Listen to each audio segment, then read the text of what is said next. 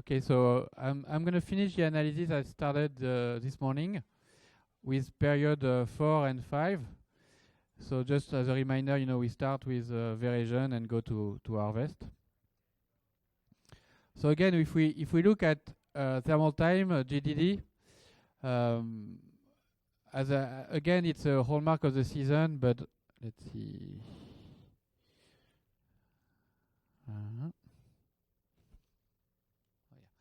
So it's more or less similar to 2016 and colder than 2017, so leaning towards something that's probably a little bit slower than usual than 2017.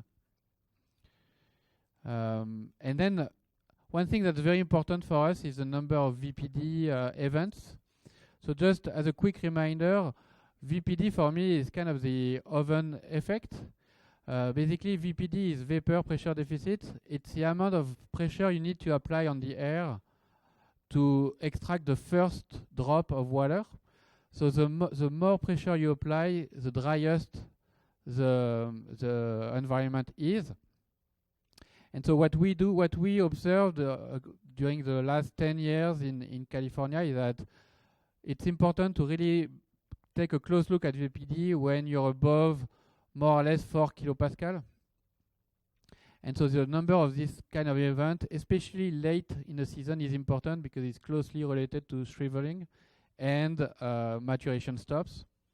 And so you can see that in 2018, we had a lot less event than 2017, and similar to 2016. But what's important is that because the season was a little bit later, these events had probably less influence than these events. So overall, it was definitely a cooler season and less difficult on the fruit than usual.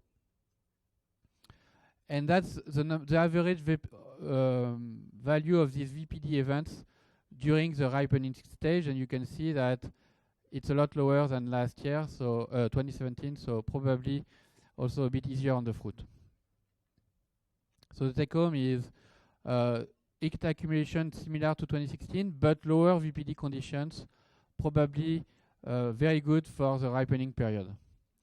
So in terms of, as we saw earlier this morning, there was a chance that the berry would be larger, but because you had less heat and less VPD event, you probably had less impact of this heat on the berry volume. And in terms of color accumulation, because you had less heat waves, it was probably better to get a smooth color accumulation across the ripening period. In terms of vine water stress profile, what happened? So this is the WDI, so also a quick reminder.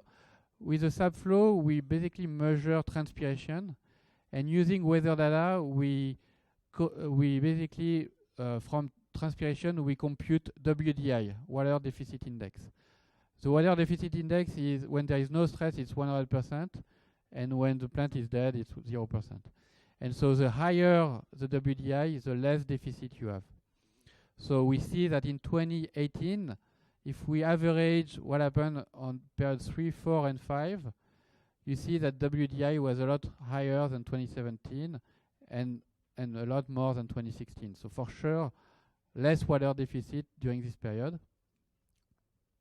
It's also true for Cabernet Sauvignon in Sonoma. And so for sure, I think the hallmark of this season, at least from our data from our perspective, is that there was no water deficit during the ripening period. And so in terms of interpretation, it was probably pretty positive to maintain the vine in a state where it could really go through maturation. But it may favor a lower color extractability rate. So we'll see with Scott if that was true. And so to summarize, the main traits of 2018, lack of early water deficit probably induced larger berries. Delayed temperature accumulation during period 2 and 3 delayed also the ripening in period 4 and 5, so probably a later season. And the lack of heat wave allowed us to maintain a higher berry volume, even if the period 5 is decoupled from period 4. So what is unique about 2018? Definitely the fact that it was less high VPD events, and that the high WDI and delayed a little bit sugar loading. But and also the fact that the favorable climatic conditions in period 5 were also probably a good thing for maturity, polyphenol maturity. And so at the end of the day, that's what we call a winemaker vintage, where basically, as a winemaker, you really have a lot of options to do to basically reach your production objectives. Thank you very much.